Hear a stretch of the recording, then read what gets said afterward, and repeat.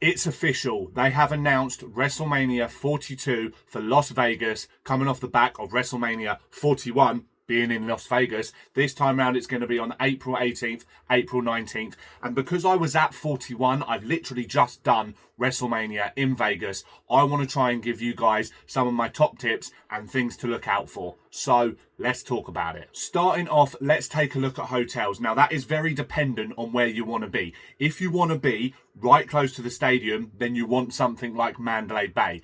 But being real, you are then going to have to travel back to the Strip every time you want to go there, because it's not within walking distance. Well, I say it's not within walking distance. It is, but it depends if you want to put the steps in. I reckon it's about 45 minutes to the Strip from the Allegiant Stadium. If you do want to stay on the Strip, where a lot of things are, then you've got things like Caesar's Palace, the Bellagio, New York, all the MGMs. There's about 3 or 4 of them, I think. MGM, New York, hotels like that as well. They are very close to the T-Mobile Arena where they showed Raw and SmackDown this year for 41. I'm sure they're probably going to show Raw and SmackDown there again next year.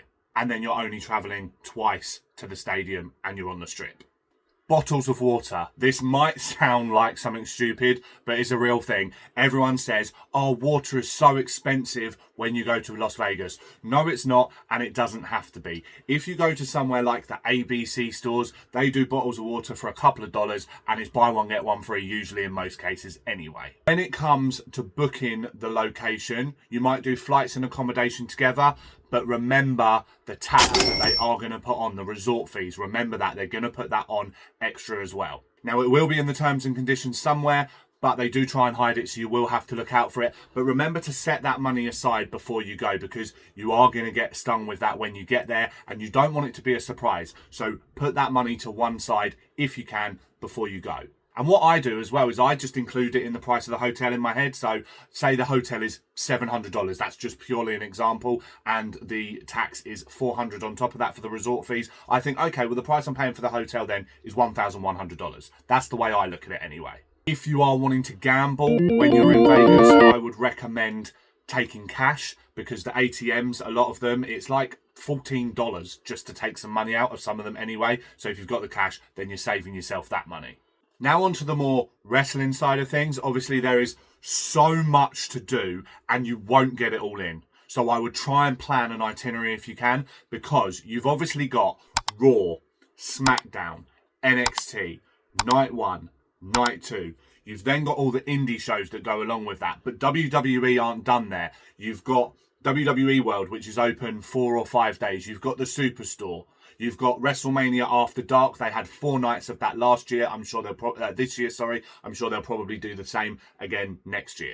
As well as that, they had the roast of WrestleMania. They had the Hall of Fame. Meet and greets left, right and centre. Obviously, they've got the ones that you can pay for at WWE World, but they have free ones as well. We met Chelsea Green at a beer and wine shop. Jey Uso did one at Hooters, I think. Damian Priest did one at Caesar's Palace. They're dotted all over the place as well. As well as that, there's WrestleCon, where there's wrestlers who don't work for WWE that you can go and meet and greet. They're all in one room together. Well, I say one room. They're all in one hotel together on different floors, but you can pay to meet them too. So I would try and build some sort of itinerary if you can. We did that this year. I'll run through with you off the top of my head, if I can remember it, what our itinerary was, just so you've got a rough idea.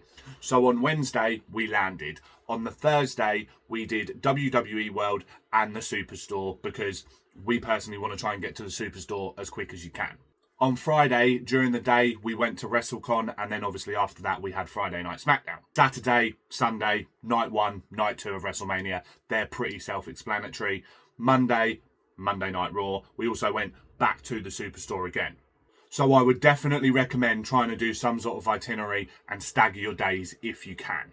And I'm chucking all this information at you. You might be like, hold up, Jay, this is way too overwhelming. There's so much here. There is a lot to try and take in, but just do your research, and I'll be honest, you're not going to be able to do it all. You will struggle to get it all in. We wanted to go to the Grand Canyon. We didn't get that in. We wanted to go to the Vegas sign. We didn't get that in. And that's things that aren't wrestling. We didn't go to any of the After Darks.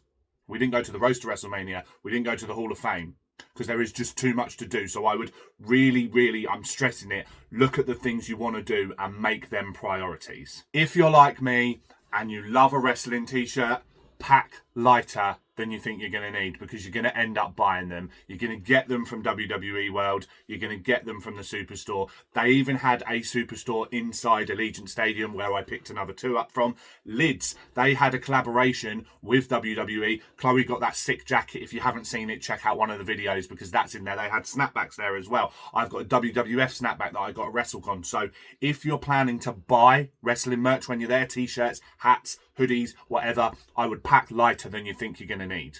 Just stepping back to hotels a minute as well. If you're just looking for it for a base, because there are loads of options for hotel, right? If you're looking for it just for a base, then you might be able to get one a bit cheaper. Obviously, if you want the bougie experience of the luxury rooms, etc., you might want a more expensive one. So definitely do your research on that as well before you go, or before you book, I should say. Getting to the shows, there's various different ways you can get to them. Like I say, if you're on the Strip and you're at New York, or one of the MGMs, you're quite close to the T-Mobile Arena anyway, so you can just walk it. But if not, like the Allegiant Stadium was a bit further away, there's taxis. Now, taxis are expensive, right? But if there's enough of you getting in them, then obviously you can split that fee and it won't be as much. But also you've got the monorail. The monorail can be your best friend. It stops at various different places. It was our best friend to get to WWE World, to get to WrestleCon, to get to the Superstore. We used it for all of those things. But you might be up for the walk. You might want to walk the 45 minutes or however far it is from your hotel. Personally, it was 45 minutes to the Allegiant Stadium for our hotel. So we got a taxi, we shared with some other people, and we didn't pay that much in the end in the grand scheme of things. I think it was $30 split between 5 of us. I personally, when it's Raw, SmackDown Mania, I like to arrive early because I want to soak in the atmosphere. I'm not worried about getting in the queue and just standing in there, because you're going to get in before the show starts. They will make sure that everyone is in before the show starts. You're not going to miss it. But I like to get down there, soak up the atmosphere, see what's going on. One thing Chloe and I didn't do that we are going to do this time is fly direct. We did a layover and personally it ruined us. It was only an hour, but after being on a 10-hour flight, getting off for an hour and then having to get on another flight for another hour, it's not ideal. So this time we are going to fly direct. Fly direct if you can, but obviously if you choose the layover option, swapping planes, waiting around for an hour, it is going to be cheaper. So I do understand why people do it. From my personal experience, Fremont Street, I didn't really enjoy it. I enjoyed doing the zip line, but I wouldn't rush back there in a hurry, purely for the fact as soon as we stepped out the taxi, people are on you. I pulled out my phone to be like, yo, look, we're here, like we're enjoying ourselves. Guy come up to me, $20, you got to give me $20 to film. They have signs up everywhere saying these street performers are not part of Fremont Street and cannot ask you for money, but do they still try it? Absolutely they do. So next time when we go back, I'm giving Fremont Street a wide berth. But go and make your own decision on it. That's just what I'm saying. You will get people just coming up to you in the street as well, trying to sell you stuff, tickets for shows, excursions, things like that. But that happens wherever you go, right? You can just politely say no, and 9 times out of 10, they're like, okay, have a great day.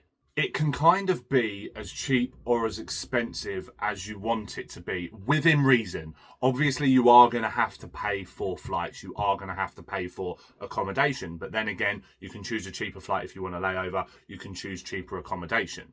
And depending on where you want to sit for WrestleMania as well, and if you want to go to Raw, SmackDown, NXT, those ticket prices can be top tier if you want to sit ringside, or if you're not worried and you just want to bum in the seat, they can be cheaper too. And then obviously there's charges if you want to meet certain wrestlers, if you want to buy this merch, that merch, etc. So it's hard to say how much it would actually cost, but it can be as cheap or as expensive as you want it to be within reason. But I would definitely research loads of different places first before booking anywhere. Tickets for WrestleMania, Raw, SmackDown, NXT again, I wouldn't rush into. We booked that 30 days before actually going to WrestleMania this year. We booked Chloe booked those tickets 30 days before we went. So I wouldn't rush in. They will still be available. And I actually know someone that when we went to WrestleMania in Philadelphia, they bought a ticket for SmackDown the day of. So don't rush paying loads thinking they're going to sell out, because they probably won't. Most of the hotels offer reward scheme apps, so I would download the hotel that you're going to stay at. I would download their app before you go and try getting some sort of discount or anything like that, because they will be there. Speaking of discounts, pick up the leaflets, the pamphlets in the hotels. They've all got discounts inside them and it will help you out. There are probably loads of tips and tricks and hints and things that I am missing out, but this is part one. I will do a part two if needed. If you guys have got any questions that you want to know about WrestleMania that I haven't answered in this, put them in the comments. I'll put them all together and I will make a part two if it's needed. But I do hope this video has helped you, and I'll see you in the next one.